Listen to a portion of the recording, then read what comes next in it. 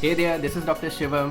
So I hope you all will be doing well. Your exams are near, and here I am with a rapid fire question for you, which is for an important topic called auditory brainstem implant. Now tell me indications for auditory brainstem implant.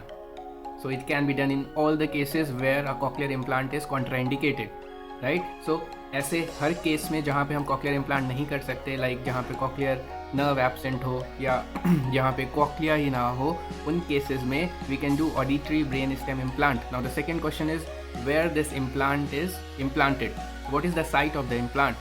So this was a question for your recent exam. The site of implantation is, comment me here, it is in lateral recess of fourth ventricle over the cochlear nucleus. So we implant the device on cochlear nucleus at lateral recess of fourth ventricle. Coming to this, you should know about indications and contraindication of a cochlear implant.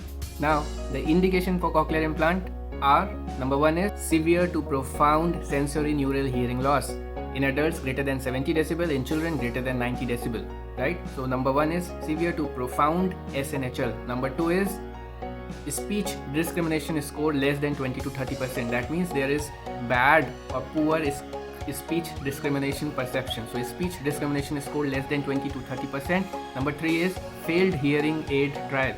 So always and always before cochlear implant we do hearing aid trial. So if it is a failed hearing aid trial. And number four is age 1 year or older. So we give preference to post-lingual deaf patients. So these were the indications of cochlear implant. Now coming to the absolute contraindications of cochlear implant.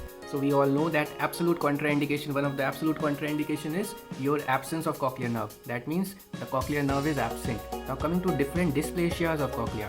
So the number one is there is absence of cochlea seen in mycal aplasia. So in mycal aplasia there is no cochlea, it is an absolute contraindication. Second is Sheeby's dysplasia.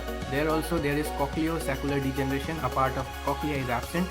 So mycal aplasia and Sheeby's aplasia, or you can say dysplasia, in both the cases cochlear implant is contraindicated. Now coming to the third, that is a MCQ for you, is whether Mondini's dysplasia is a contraindication or not. So it is a contraindication but not absolute, it is a relative contraindication. Here whatever we are talking about are absolute contraindications: absence of cochlear nerve, Mondini's dysplasia, Sheeby's dysplasia, and Mondini's is a contraindication but it is a relative contraindication. Always remember, Mondini's dysplasia is a relative contraindication and not an absolute contraindication. Now coming to the fourth one, that is neurofibromatosis type 2 with bilateral vestibular schwannoma. So in those cases also we can do cochlear implantation. We cannot do cochlear implantation actually.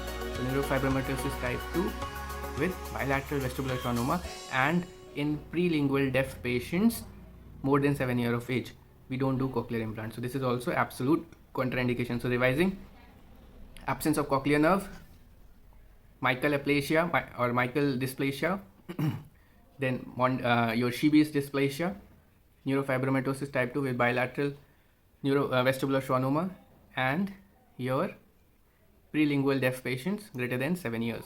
So this was a small video about cochlear implant and auditory brainstem implantation. Very important for you. Do revise and I think you'll be doing good. Take care. Rule number 14. Don't complain. Rebuild yourself.